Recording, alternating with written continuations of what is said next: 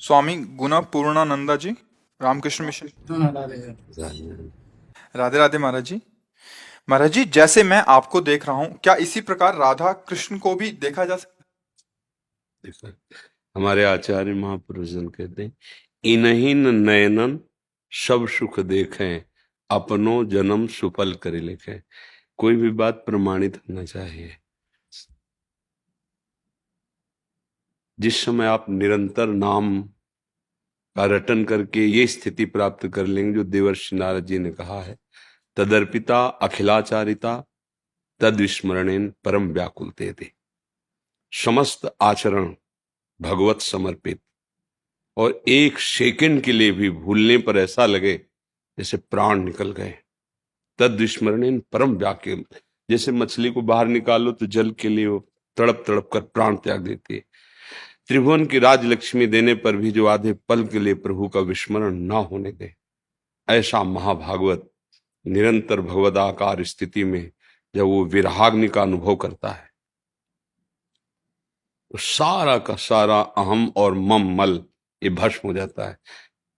भगवान सामने ही है, पर हमारे नेत्रों में दो पर्दे चढ़े हुए हैं। एक अहमता ममता, ये जग में दुखदाई। ये जगत स्वरूप दिखा रहा है अहम और मम, इन दोनों का समर्पण हो जाए तो इन्हीं नेत्रों से वही वो है।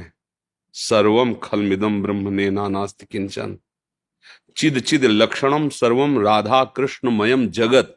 इसी जगत में ये दृश्य हट जाएगा और राधा कृष्ण स्वरूप, जैसे हम स्वप्न देह में जब होते हैं स्वप्न में, तो स्थूल जगत का भान नहीं होता और वहां कुछ होता नहीं पर दिखता है ना, ऐसे ही जागृत में प्रभु के सिवा कुछ नहीं है पर हमें दिखता है ना, ये माया का खेल है।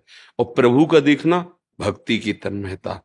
हम नहीं कह रहे, भगवान कपिल देव जी श्रीमद् भागवत में कह रहे हैं, जो मेरा अनन्य आश्रय लेकर निरंतर मेरा भजन करता है वो मेरा दर्शन ही नहीं, मेरे से वार्तालाप करता है। मेरी मुस्कान, मेरी चितवन उसको अपार सुख पहुंचाती है और वो मेरे संग खेलता है। हमारी वाणी जी में लिखा है, छिन छिन बिहरत संग। दर्शन तो बहुत छोटी बात हो गई प्रेमी जनों के लिए। छिन छिन बिहरत संग, छिन छिन निरखत प्रेम भरी, छिन जस कहत अभंग, यह जो कृपा हरिवंश की। छिन छिन रुदन करंत, छिन गावत आनंद भरी, छिन छिन हर हसंत, यह जो कृपा। वो अपनी प्रिया प्रीतम के साथ, जुगल के साथ एक क्षण भी विलग कभी नहीं होता। रही न सकत पल पनकन अंतर, जैसे जलते मीन हो निज सखियन की बलिहारी। नैनन मग होए पान करत दिन, नैनन मग होए पान करत दिन। अभी जैसे हमारी नेत्रेंद्रिय ऐसे है, वो अंदर का चिंतन गाढ़ हो जाए तो बाहर का दृश्य गायब हो जाएगा। अभी लौकिक बात में वो आप जो चिंतन कर रहे हो आप वहां होंगे, वो रूप होगा, वो चिंतन होगा। जैसे आपको कोई प्रिय मित्र है और उसने कहा कि मैं भी साथ चलूंगा और वो आ नहीं पाया, आप यहाँ वार्ता में सुख ले रहे हैं, अचानक उसकी याद आई, यहाँ का दृश्य देखते हुए भी आप यहाँ नहीं है, आप वहीं होते, काश अगर वो विघ्न ना पड़ता और मेरे साथ आता, इस आप डूब गए आप उसमें, तो ये दृश्य गायब हो गया। आप यहीं बैठे, यही कान है पर आपकी श्रवणेंद्री मन सहित कहीं और लग जाए तो नहीं सुनाई देगा आपको, वही दृश्य दिखाई देगा पर वो असत है नहीं। और ये है, जब इनमें ऐसा गाढ़ चिंतन हो जाए कि इनके सिवा कुछ और एक भी वृत्ति न रह जाए और ऐसी व्याकुलता कि अब जिया नहीं जा रहा, तो उसी समय वो प्रकट हो जाते हैं। तो उनके प्रकट होने के पहले ही हमारे नेत्रों में प्रकाश आ जाता है। जैसे सूर्य के प्रकट होते ही, मान लो अभी सूर्य प्रकट तो नहीं हुए पर अंधकार कहीं नहीं देखो, और होते ही दिव्य प्रकाश आ जाता है। ऐसे भगवान जिसको साक्षात्कार कराना चाहते हैं तो ये मायामल का नाश हो जाता है इन्हीं नेत्रों में। और यही नेत्र दिव्य नेत्रों से प्रकाश है। जैसे अर्जुन को विराट रूप के लिए दिव्य दृष्टि दी तो माथे में नेत्र थोड़ी प्रकट हो गए, उन्हीं नेत्रों में पावर आ गया और देख पाए। ऐसे ही निरख नयन हरिवंश, इन्हीं नेत्रों में प्रेम। अब ये मायामल जो त्रिगुणात्मिका माया का दर्शन कर रहे थे, स्त्री पुरुष जड़ चैतन्य अच्छा गंदा ये सब, ये खत्म हो गया। अब उसकी दृष्टि में प्रिया प्रीतम दिखाई दे रहे, केवल प्रिया प्रीतम दे। चिद चिद लक्षणम सर्वम राधा कृष्णमयम जगत, सर्वम शब्द है, ना उसे जड़ दिखाई दे रहा है न चैतन्य। एक नरहरिदास के महापुरुष हुए हैं, प्रेमी महाभागवत, तो वो कह रहे हैं, जाको मनमोहन दृष्टि परे, सो तो भयो सावन को आंधरो, सूझे रंग हरे ही हरे, जाको मनमोहन दृष्टि परे। जड़ चैतन्य कछु नहीं दीखत, जित दीखत तित श्याम खड़े, बिहुल बिकल संभार न तन की, घूमत नैना रूप भरे। घूमत नैना रूप भरे, करनी अकरनी दो विध भूले, विध निषेध सब रहे धरे, नरहरिदास ते भय बावरे, जे या प्रेम प्रवाह परे, केवल प्रिया प्रीतम। पर बस बात यही है, अहम का लय हो जाना और निरंतर भगवदाकार वृत्ति होना, निरंतर भजन, तब भगवत साक्षात्कार होता है। और भगवान चाहे तो अभी प्रकट हो जाए, उनके लिए नियम नहीं, हमारे लिए उनकी प्राप्ति के लिए नियम है, लेकिन उनके लिए न जाने कौन से गुण पर दयानिधि कब रीच कर साक्षात्कार करा दे। वही है ये कि वो हमारे सामने हम तुम जैसे बैठे हैं, इसमें बहुत दूरी है, वो इतना नजदीक प्रकट होते हैं, वो इतना वाणी की सामर्थ्य नहीं कि उनके प्रेम की बात कोई कह सके, नहीं तो जिया नहीं जा सकता। प्रभु जैसा कृपालु, प्रभु जैसा करुणामय और प्रभु जैसा नजदीक और प्रभु जैसा प्यार करने वाला कोई है ही नहीं, कोई दूसरा है ही नहीं। ये हम छाती की बात कहते हैं, हाँ, वो सब कहने सुनने में बहुत हल्की बात हो जाती है, जैसे ना हृदय का प्रेम कहे तो बहुत हल्का हो जाता है। ये दिव्य वृंदावन धाम, कई बार ऐसे यहाँ महापुरुषों को अनुभूतियां होती है, गलबैया दिए प्रिया प्रीतम। अब वो कोई शब्दों से तो ये उसका कैसे उसका वर्णन करे। हाँ, इस रज का सेवन करे, रसिकों की पद्धति के अनुसार चित्त को प्रिया प्रीतम में निरंतर समर्पित करे, तो निकष कुंज ठाढ़े भय, भुजा परस्पर अंश, श्री राधा वल्लभ मुख कमल, निरख नयन हरिवंश। इन्हीं नेत्रों से देखो, इन्हें नयनन शब्द पर पहले त्रिगुणात्मिका माया के पर्दे का ऑपरेशन हो, गुरु कृपा से पहले नेत्र परिवर्तन हो, इनके ऊपर जो पर्दा चढ़ा है, मैं मोर तय तोर अच्छा बुरा, इसका पहले नाश हो भजन के प्रभाव से, फिर आएगा। आप समझे? महाराज जी, अगला इनका प्रश्न है, जी। सभी प्राणियों में भगवत दर्शन कैसे संभव है? मुझे कैसे पता चलेगा कि मैं भगवत प्राप्त हो गया हूँ? एक लौकिक उदाहरण है, जब हम छक जाते हैं, हमें तृप्ति हो जाती है, तो किसी और प्रमाण की जरूरत नहीं होती। ऐसे ही जब हमारे अंदर कोई कामना नहीं, कोई चाह नहीं, किसी भी द्वंद्व का कोई प्रवाह हमारे हृदय में नहीं, ना उसका कोई प्रभाव है ना उसका कोई प्रवाह है, किसी भी विषय के संग में विषय भोगने की इच्छा नहीं है, अपने आप अनुभव हो जाता है कि हमारी स्थिति भगवद आनंद में है। जाने मोरी छाती, उसे दूसरा प्रमाणित नहीं कर सकता, अपना हृदय ही प्रमाणित होता है। पर भगवान के वचनों के अनुसार निर्माण अमोहा, जित संग दोषा, अध्यात्म नित्या, विनिवृत्त कामा, द्वंद्वैर विमुक्ता, सुख दुख संगई, गच्छन्त अमूढ़ा।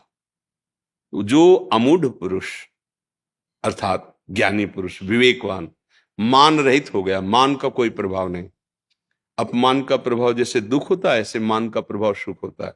जब हमारा मान होता है, अगर हमारे हृदय में गुदगुदी हो रही, तो ये भगवत प्राप्ति में बाधक है।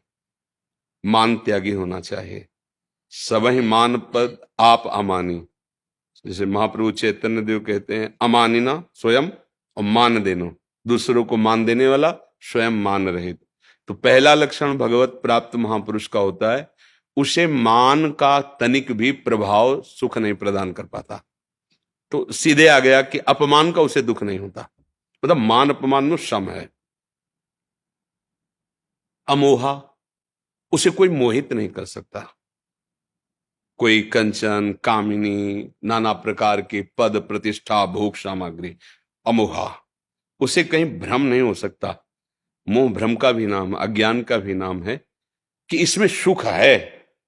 प्रभु के सिवा त्रिभुवन में किंचन मात्र कहीं सुख बुद्धि नहीं होती। निर्माण अमोहा, वो मोह रहित होता है किसी से। जित संग दोषा, चाहे कोई पास में बिल्कुल सब विषय सामग्री रख दे, लेकिन उसके अंदर भोग की इच्छा नहीं होगी। जब श्री महामुनि सुखदेव जी को भगवत तत्व का बोध हुआ तो हृदय कहता है कि प्रमाण तो कोई देख ले, यही स्थिति है, तो वो तो ब्रह्म प्राप्त महापुरुष ही गए। तो अपने पिता भगवान व्यास देव जी के पास गए, क्योंकि साक्षात ब्रह्मरूप भगवान के अवतार श्री कृष्ण द्वैपायन भगवान व्यास देव जी। कहा कि हमें जो बोध हुआ है ये तत्वबोध है। तो उन्होंने देखा और कहा, परम ज्ञानी श्री विदेहराज जनक जी मिथिला में विराजमान है, आप उनके पास जाकर प्रश्न करें, वो आपको उत्तर दे दें। गए, जनक जी को सूचना मिली, दिगंबर, कोई शरीर में वस्त्र नहीं, 16 वर्ष की अवस्था, श्याम शरीर, कमल नेत्र, साक्षात भगवान श्री सुखदेव जी परमानंद में डूबे हुए। प्रथम द्वार पे ही जनक जी ने आदेश किया, रोक दिया जाए।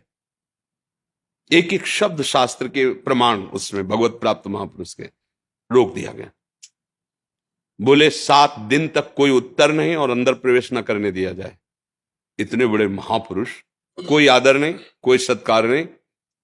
रोज पूछते, आज सुखदेव जी के मुखारविंद पर कोई, बोले महाराज बिल्कुल ना अंदर से ना बाहर से, बिल्कुल शांत है। ठीक है, प्रणाम करके महल में ले जाओ। महल में ले गए। अब वो तो दिगंबर ही रहते थे। 9 युवतियों को सेवा में लगाया, जो सुंदरता से, प्रवीणता से, सब आप स्नान कराना, भोजन पवाना, रात दिन, 7 दिन 7 रात्रि, कोई हलचल। उनका भगवान न मुखारविंद में न हृदय में। जैसे गेट के बाहर थे अकेले, वैसे ही महलों में युवतियों के विसंग में। अब आगे बढ़ो, लेके आ जाओ। बस जनक जी खड़े हुए, कहा जो आपको तत्वबोध प्राप्त हुआ है वही वास्तविक बोध है। ना मान, देखो मान का कोई अगर प्रभाव होता तो इतना तो आ जाता ना।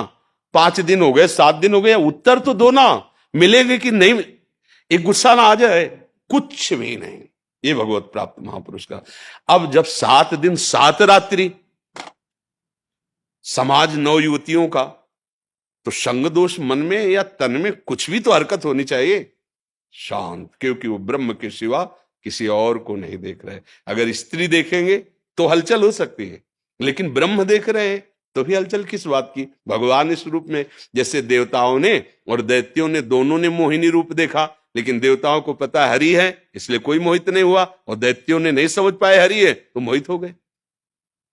तो जब हमारे अंदर किसी भी अपमान और मान का प्रभाव न हो, कहीं भी भ्रम मोह ये ना हो कि ये सुख है, जित संग दोषा, कोई भी संग आपको प्राप्त हो जाए और आपके हृदय में दोष ना पैदा हो, चाहे वस्तु, व्यक्ति, स्थान, बहिर्मुख, दुराचारी, पापी, कोई भी संग में हो, लेकिन हमारे अंदर किसी भी तरह का रोष, घृणा, नफरत या ममता, कोई भी दोष प्रकट न हो, जो जल में कमल का फूल रहे।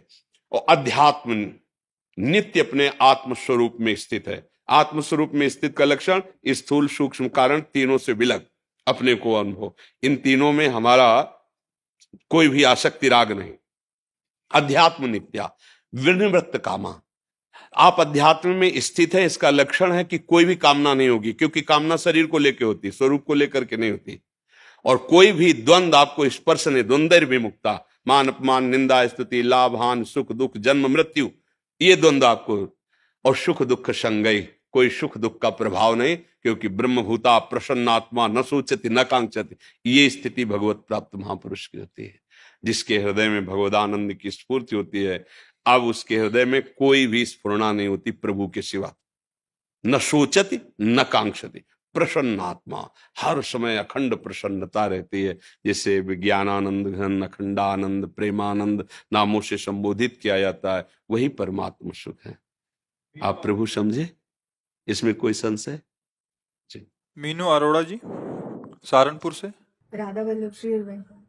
गुरुदेव, आपके चरणों में कोटि कोटि नमन। गुरुदेव, क्या गुरु का मिलना भी प्रारब्ध के अधीन है? नहीं, भगवान की कृपा के अधीन है। जब द्रवहि दीन दयालु राघो तो साधु संगति पाइए। भगवान जिस पर विशेष करुणा करते हैं, कृपा तो सब पर है, दुलार तो सब पर है, पर जिस पर विशेष करुणा करते हैं उसे साधु समागम दे देते हैं। संत समागम ही गुरुजनों की प्राप्ति का स्वरूप है। संत ही गुरुजन हैं। वो चाहे जिस वेश में हो, चाहे जिस देश के हो, जिनके पास बैठने से, जिनके वचनों से, जिनके दर्शन से हमारा हृदय विषयों से हटकर सत्य मार्ग में चलने लगे, वही गुरुदेव हैं। गुरुदेव की पहचान, वो कैसे कपड़े पहने हैं, या कितने ऊंचे सिंहासन पर बैठे हैं, या जमीन पे बैठे हैं, कितने शिष्य है, कितना प्रभाव है, कितना वैभव, इससे नहीं होती।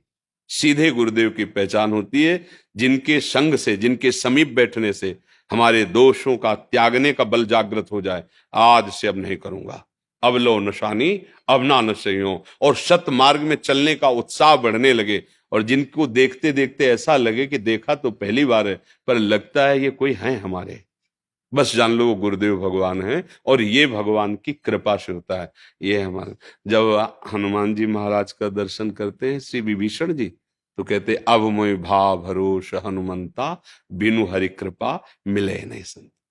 ओहो, आज मुझे विश्वास हो गया कि राम जी मुझे बहुत प्यार करते हैं, क्योंकि हनुमान जी आपका दर्शन हुआ। गुरु का मिलना, भगवान नाम में प्रीति होना, धाम आदि के दर्शन होना, ये सब कृपा से होता है।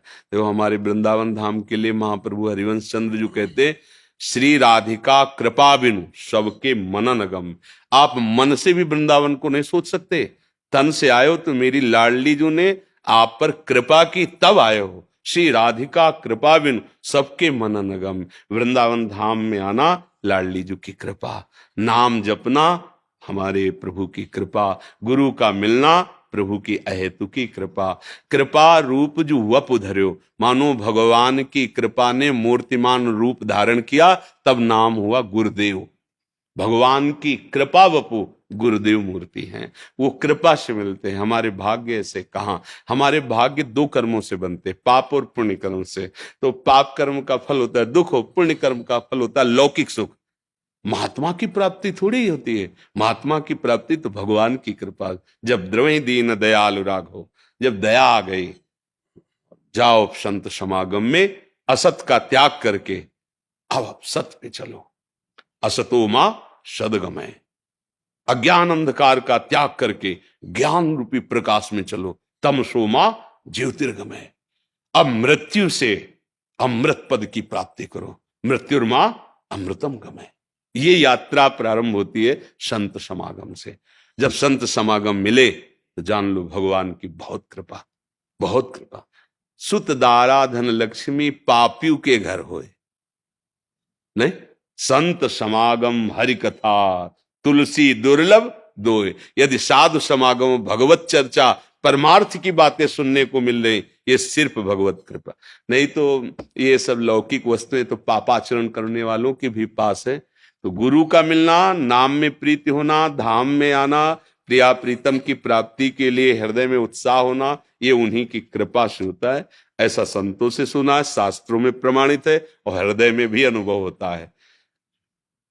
बार बार कहते हैं जैसे सूखा तिनका, वो बेचारा किस लायक है, सबके पैरों के नीचे रौंदा जा रहा था, वायु ने कृपा की, उड़ा करके उसे चोटी पे बैठाल दिया। ये वायु की कृपा से, वही अनुग्रह वायु, भगवान की कृपा वायु ने उठाकर कहां देखो धाम में, संत समागम में, परम पवित्र भगवत चिंतन में। नहीं, इस समय आप सो रहे होते, इस समय आप सो रहे होते। देखो 2 बजे रात के लोग खड़े होते, हजारों की संख्या में। कृपा है, कृपा हो गई, बात समझ में आ गई कि अभी तक सोता रहा, अब नहीं, अब तो जगूंगा और अपने जीवन का लक्ष्य प्राप्त करूं। तो मुझे ऐसा लगता है सब कुछ कृपा से हो रहा है। हमने बचपन से अपने को देखा जैसे मुझे कोई घसीट के ले चल रहा है प्रभु की तरफ। हर समय हमारे कदम को जैसे कोई ढकेल रहा है आगे की तरफ, परमार्थ की तरफ। हमारी सोच, हमारी समझ, 13 वर्ष के बालक में क्या सोच समझ होती परमार्थ की, और कोई सहयोगी नहीं प्रगट में, भगवान के सिवा कोई, अकेले ही तो निकले थे।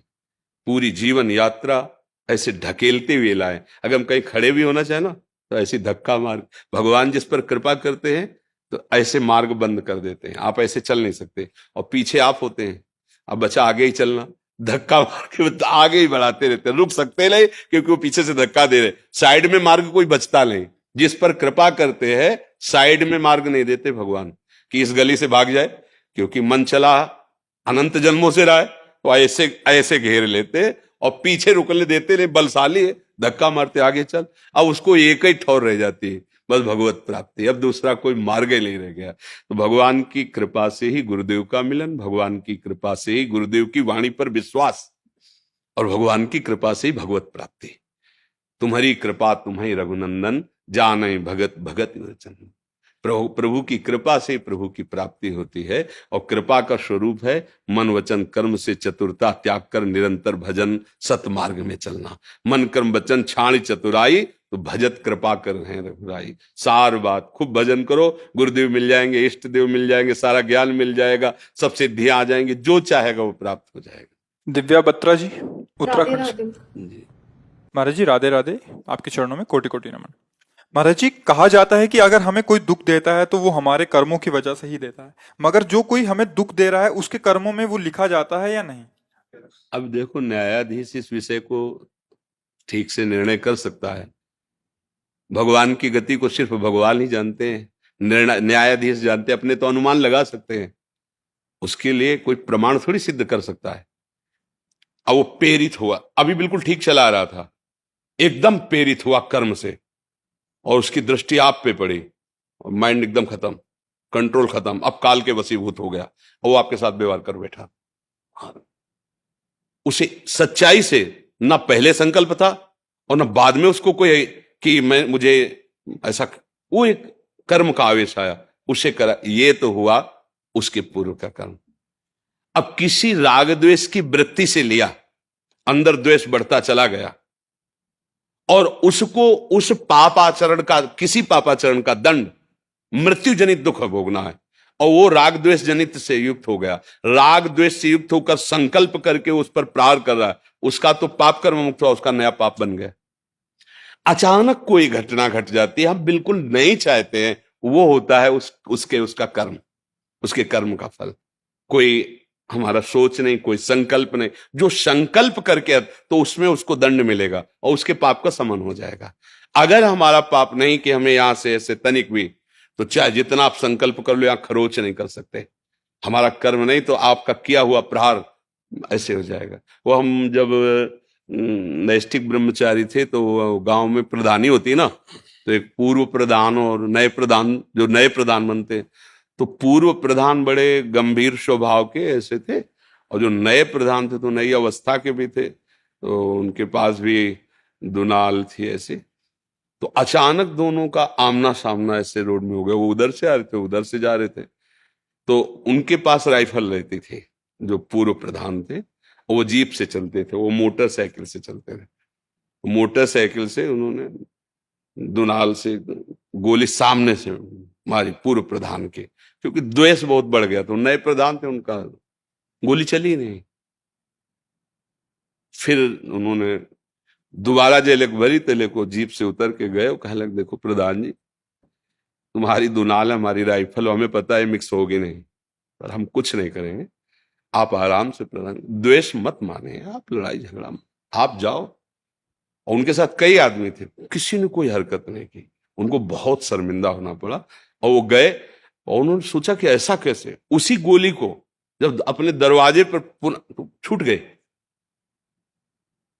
उनका द्वेष था, वो मार सकते थे, मारने का प्रयास किया, लेकिन वहां गोली नहीं चली, और वहां दरवाजे पे वही चल गई। क्या है, नहीं था खरोच लगने का, नहीं हुआ। तो इसलिए वैसे पूर्ण निर्णय करना, जैसे भीष्म जी से पूछा जाता, तो यही कहते थे कि धर्मराज युधिष्ठिर धर्म के सूक्ष्म रूप को जानते हैं, धर्म की सूक्ष्म गति को समझना बड़ा कठिन है। अब कब कहां कैसा क्या सहयोग होता है तो न्यायाधीश जाने। बकाया इतना है, अगर हमारा कर्म गंदा नहीं है तो लोग लाखों हमसे द्वेष करें, हमारा बाल बांका भी नहीं कर सकते, और हमें अगर दंड भोगना है तो फिर वो कहीं ना कहीं अपना रूप रख करके आएगा और मुझे दंड देगा। अब उसका क्या विधान बनता है, वो संकल्प है या द्वेष है या पूर्व प्रेरित है, वो अंदर की बात तो भगवान ही जानते हैं ना, अपने तो बाहरी चेष्टा देखते हैं। इसे सही निर्णय तो न्यायाधीश भगवान ही जानते हैं। इसीलिए वशिष्ठ जी महाराज जैसे परम ज्ञानी, सुनो भरत भावी प्रबल, बिलख कहो मुनिनाथ, हानि लाभ जीवन मरण जस अपजस विधि। वशिष्ठ जैसे ज्ञानी कह रहे, अपने लोग तो उनकी चरण धूली है, ऐसे महाज्ञानी जिनको भगवान के गुरु पद में बैठने का सौभाग्य मिला, श्री राम जी के गुरु वशिष्ठ जी, वो कह रहे हैं, सुनो भरत भावी प्रबल बिलख कहो मुनिनाथ, हानि लाभ जीवन मरण जस अपजस। वो सच्चा न्यायाधीश वही झलता है, अपने तो केवल अनुमान लगा सकते हैं जी। 3 साल की बच्ची है, कैंसर से पीड़ित होगी हमारे। कैंसर से पीड़ित हो गई है बच्ची। मेरे कर्म बिगड़ गए थे बीच में, जी जी। और अब उनका कैसे प्रायश्चित हो, और मैं कैसे बच्ची के लिए क्या कर सकता हूँ? बस हम तो एक ही बात जाने कि सब दुखों से, सब पापों से निवृत्त होने का एकमात्र भगवान का नाम है। आप नाम जप करते रहो, और वो जितने समय के लिए जैसे जो लीला है वो धैर्य, आगे का संभालो।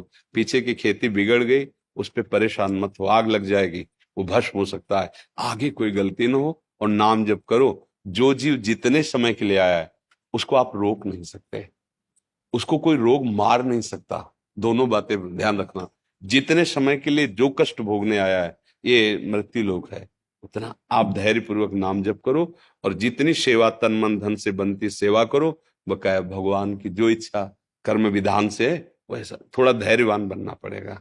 हाँ। बचपन से ही पता नहीं था क्या जप करना है, तो इन्होंने भगवान का एक नाम निर्धारित कर लिया, प्रभु जी हाँ। प्रभु जी प्रभु जी प्रभु जी, ऐसे करके जप करते रहे। हाँ। तो आज तक वही जप कर रहे हैं। अभी आगे क्या करना है इनको कुछ समझ नहीं आ रही कि आगे क्या कोई गुरु प्रदत्त नाम होना चाहिए, क्योंकि अभी जब आपके सत्संग हाँ, सुना वैसे तो बात तो ये कि प्रभु जी जपते ही आपको सत्संग सुनने को मिला, आप साधु समागम में आए।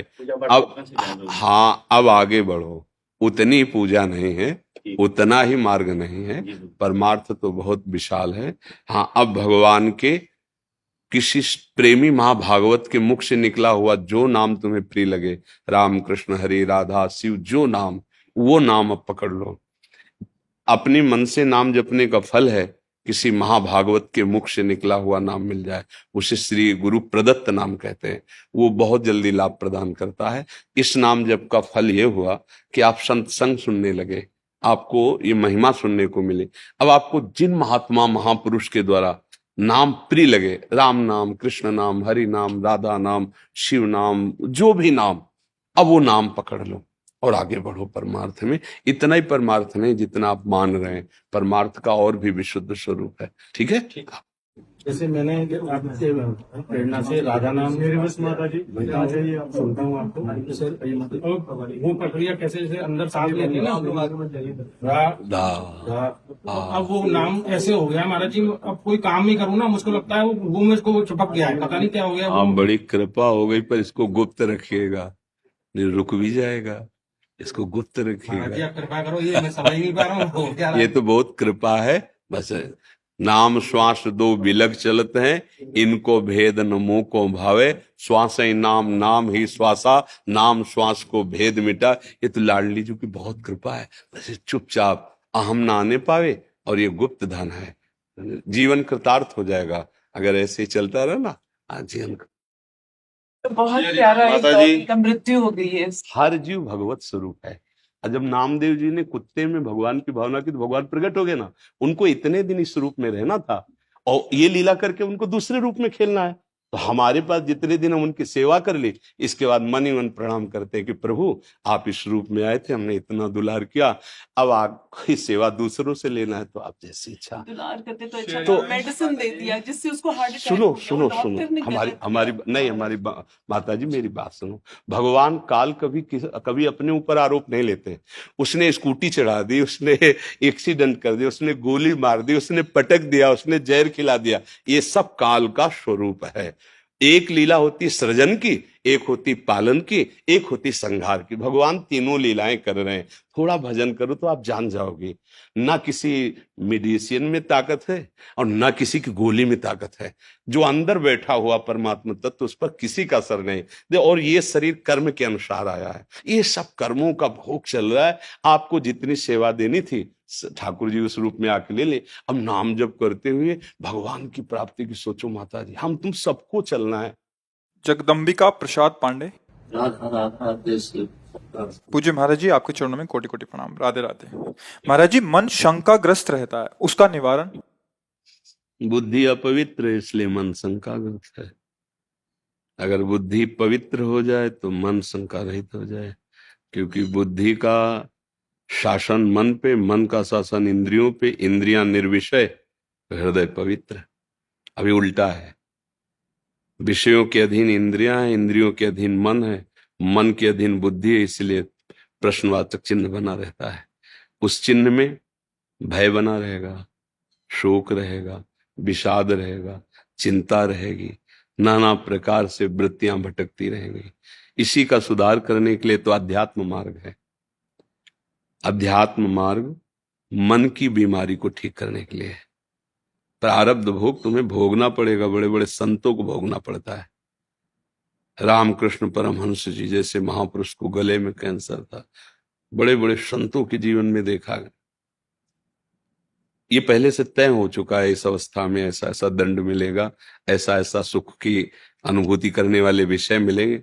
एक बात तय नहीं हुई, भजन वो नवीन कर्म है, धर्माचरण ये तुम्हारा नवीन कर्म है, इस पर ध्यान दो। हमारा धर्माचरण में जीवन व्यतीत हो और भगवत भजन करके मेरा मन मेरा बुद्धि परमानंद में डूब जाए। कोई प्रश्न नहीं, कोई चाह नहीं, ये स्थिति होनी चाहिए। न सोचति न कांक्षति, वो कब होगा? ब्रह्मभूता प्रसन्नात्मा न सोचति, न कोई चाह नहीं। जाहि न चाही कबहु कछु, तुम शन सहज स्नेह, बसहु निरंतर तासुर सो राउर निज के। जिसके हृदय में कोई चाह नहीं प्रभु के सिवा, निरंतर भजन, ये परमानंद में भगवान यहीं बैठे हैं, सबके यहीं प्रकाशित हो जाते हैं। जब तक हमारा मन बुद्धि पवित्र नहीं होंगे, निर्मल मन जन सो मोह पावा, जब तक बुद्धि पवित्र नहीं होगी तब तक शंकाएं तो बनी रहेंगी। अगर निशंक होना है, निर्भय होना है, निश्चिंत होना है, निशोक होना है, तो भगवान की शरण में होकर उनका नाम जप निरंतर करने का अभ्यास करो, अभी ठीक हो जाएगा। सब शोक सब चिंताएं प्रभु से विमुख होने के कारण है। कार्य वही करो जो गृहस्थी के करते हो, कपड़े वही पहनो जो पहनते हो, बस आहार शुद्ध कर लो और आचरण शुद्ध कर लो, और साथ में नाम स्मरण करो। भगवत आश्रित होकर तुम एक महात्मा ही हो, तुम्हें भगवत प्राप्ति वैसे ही होगी जैसे एक कंदराओं गुफाओं में रहने वाले ऋषि मुनियों की होती है। हमारे आचरण बिगड़ गए, बहुत बुरी तरह हम आचरणों के फिसलन में फिसल गए। जो हमारे आचरण होने चाहिए वो है नहीं, जो नहीं होने चाहिए वो अच्छी तरह से हो रहे हैं। इसी के कारण भ्रम में फंस गई बुद्धि, मलिन हो गई ना। अब नाना प्रकार की चिंताएं, नाना प्रकार के शोक ऐसे छा जाते हैं, और यही शोक और चिंताएं लेकर फिर मर जाते हैं, फिर नया जन्म होता है, फिर नहीं। ये कब से चल रहा है? पुनरपि जननम पुनरपि मरणम पुनरपि जननी जठरे शयनम। इसी चक्र को नाश करने के लिए तो हमें मनुष्य शरीर मिला है। पर ये बात हमारे लोगों की समझ में कम आती है। बुद्धि खराब हो गई, मन खराब हो गया, अब गलत जगह सुख ढूंढ रहा है, पर स्त्री गमन या पर पुरुष गमन, मदिरापान, नशा करना, हिंसा करना, चोरी करना, दूसरे का धन हड़पना। कैसे ये सुख मिलेगा? शांति मिलेगी? कभी कभी नहीं मिलेगी। चाहे जितना आप धन एकत्रित कर लो, धन में शांति नहीं है, धर्म में शांति है, भगवत भजन में शांति है। हृदय शीतल हो जाता है। कैसी भी गरीबी परिस्थिति हो, कैसा भी व्यवहार में प्रतिकूलता हो, जब आपके हृदय में भगवान का भरोसा होता है और नाम जब चल रहा होता है, तो आप बहुत शांत रहते हैं, गंभीर रहते हैं। आपको पता है वो विश्व का पालन पोषण करने वाला प्रभु मुझे देख रहा है, जिस समय जैसा वो चाहेगा तत्क्षण बना देगा। धर्मात्मा पुरुष में, भगवद आश्रित पुरुष में एक महान शांति जागृत होती, वो होती भगवान की कृपा से। मुझे लगता है यदि भजन किया जाए और आचरण सुधारे जाएं, दो बातें, अपने दिनचर्या को, अपने जीवन को, हम सबको न्यायाधीश खुद बन करके जांच करना चाहिए। सामने शास्त्र वचन, संत वचन, गुरु वचन, और इसके बाद अपनी दिनचर्या को खुद जांचो एकांत में कि क्या आपकी दिनचर्या शास्त्र सम्मत है। अगर नहीं तो संभालिए, आप अपनी दिनचर्या आचरण को संभाल लीजिए और नाम जप कीजिए। फिर कोई भी प्रश्न रह जाए तो हमें बता देना। हम लोग प्रश्न बहुत करते हैं, चलते एक कदम नहीं है तो समझ में कुछ आएगा ही नहीं। प्रश्न पे प्रश्न, प्रश्न पे प्रश्न, पर चलना तो है। लेकिन जैसे हम बढ़िया हलवा बनाने की प्रक्रिया सीख लें कि ऐसा इतना आटा डाला जाए, इतना घी डाला, इतनी चीनी डाला, इतना गर्म पानी किया जाए, ऐसे ऐसे बनाया जाए, बहुत स्वादिष्ट स्वास्थ्यवर्धक, पर खाया कभी ना हो बना के, तो जब हम बोलेंगे ना तो रूखा और बेस्वाद नजर आएगा। जब एक बार बना के चख पा के फिर बोलेंगे तो उसकी दृष्टि और चेहरा बताएगा कि हलवा खा के बोल रहा है, वो समझ में।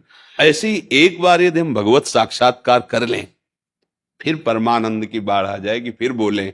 जब तक भगवत साक्षात्कार ना हो तब तक पहले अपना कल्याण करो, अपना सुधार करो। दूसरा, आज हम सब दूसरे को उपदेश देने के लिए तैयार हैं। अगर आपसे माइक रख के पूछा जाए कि जीव का कल्याण कैसे होगा, तो आप उत्तर दे देंगे। आप अपने विचार प्रकट कीजिए कुछ परमार्थ के, तो सब बोलेंगे संसार नाशवान है, सबको एक दिन मरना है, साथ कुछ जाना नहीं, भगवान का नाम सत्य है, राम नाम सत्य है।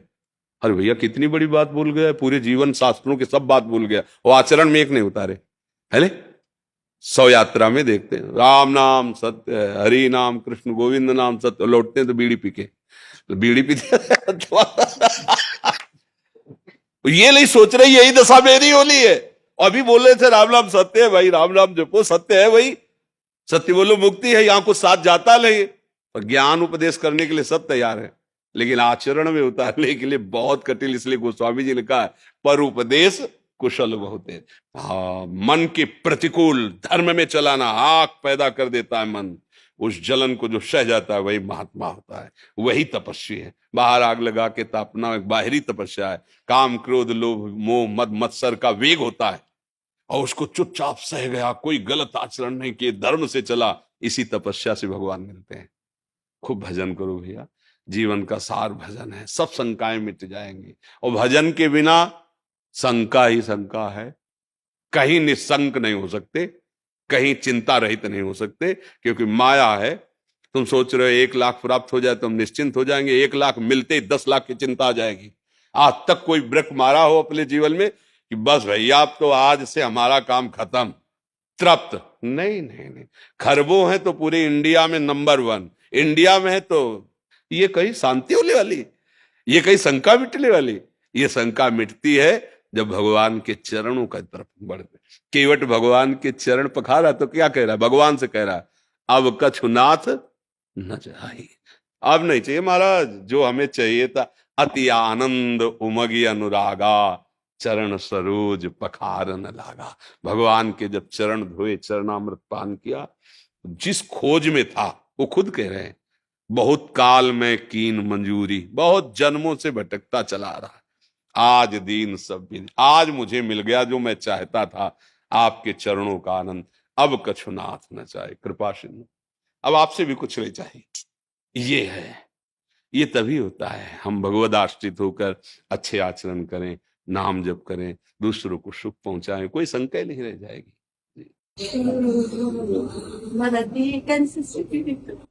क्या होता है, आप तो माँ है इसलिए शायद हमारी बात नहीं समझ पाएंगे। अब ये शरीर तो नया है इसका, लेकिन जीव तो पुरातन है ना। अब कौन सा कर्मा के, अब भगवत लीला है, उस पर किसी का कोई अधिकार नहीं हो सकता। मान लो अब इस बच्चे का क्या अपराध, नई अवस्था है, अभी तो नया कोमल बच्चा है, लेकिन अंदर जो जीव है वो बहुत पुराना है, उससे कौन कौन से कर्म हुए हैं, उसका परिणाम इस नवीन शरीर को भोगना पड़ रहा है। इस शरीर में आते ही कैंसर, नहीं ये अवस्था बच्चा है अभी, इस समय तो इसके द्वारा कोई पाप नहीं हुआ ना, अब माना भी नहीं जाएगा। 14 वर्ष की अवस्था तक शास्त्रीय सिद्धांत है उसके किए हुए पापों को गणना में, क्योंकि अबोध बच्चा होता है। अब लेकिन देखो ऐसा, अब कैंसर जनित भयानक कष्ट वाला रोग, अब ये पूर्व, इसीलिए कहते हैं भजन करो, नहीं इस जन्म का कर्म कई जन्मों तक तुम्हें दंड रूप में मिलेगा। ये कहा जाता है ना कि अभी तो तुम भोग रहे हो, तुम्हें अच्छा लग रहा है, बुरा आचरण अच्छा लग रहा है, मांस खाना अच्छा लग रहा है, दूसरे जीवों की हत्या, जब तुम्हारा शरीर छूटेगा और फिर उसका दंड मिलेगा। अब जैसे अब हम लोग ये देखकर दुखी होंगे ना कि यार इस बच्चे ने क्या पाप किया है, लेकिन सच्ची मानो मंगल भवन भगवान के दरबार में अन्याय नहीं। अगर इसका कर्म आपको टीवी में जैसे दिखाया जाता है ना, वो अगर सामर्थ्य हो दिखा दे कि इस कर्म के परिणाम, तो आप कहोगे अवश्य अवश्य ऐसा ही होना चाहिए। बस भगवान कभी अमंगल नहीं करते। अभी अभी बच्चा रूप से दिखाई दे रहा है, पर प्रभु का ये पुरातन अंश है, ऐसी गलतियां होती हैं, उसका ये सब खेल है। अब ये माँ कैसे समझ सकती है? माँ को तो लगता है मेरा बच्चा है ना, कुछ ऐसा हो जाए कि ये ठीक हो जाए। बस नाम जप करो, भगवान के आश्रित रहो, इसका नाम मृत्युलोक है। यहाँ जो हम कर्म करते हैं वो सब संचित होते हैं, उसी के अनुसार नया शरीर मिलता है, और वो दंड या पुरस्कार मतलब सुख या दुख भोगना पड़ता है। इसीलिए इससे मुक्त होना अनिवार्य है। भगवान के भजन की इसलिए जरूरत है कि तुम्हारे कर्म तुम्हारे को नष्ट करने के लिए जो तैयार हैं वो भस्म हो जाएं। तो इसलिए भजन करो, एकमात्र भगवान का आश्रय, भगवान का नाम जप। इस जीव का भी मंगल मान लियो जप नहीं कर सकता तो आप माँ हो, आप नाम जप करो। हाँ, और इसके लिए करो कि प्रभु मैं नाम हमारा जप इसका लगेगा। हाँ, क्यों नहीं? बच्चा है, जब तुम्हारा ये भी ऐसे ऐसे करती है कई बार। हाँ, पर आपका आशीर्वाद काम करेगा। माँ हो ना, नाम जप करो और धैर्य पूर्वक रहना। जो निर्णय हो वो भगवान का विधान है। दुख तो लगता है माता, दुख तो हमें भी लगा, छोटा बच्चा है, इसका क्या खेलने की अवस्था है, कैंसर से पीड़ित है, पर अवश्य भगवान कहते हैं अवश्य में भोक्तव्यम कृतम कर्म शुभासु। इसलिए हाँ, राधा राधा राधा राधा नाम जप करो।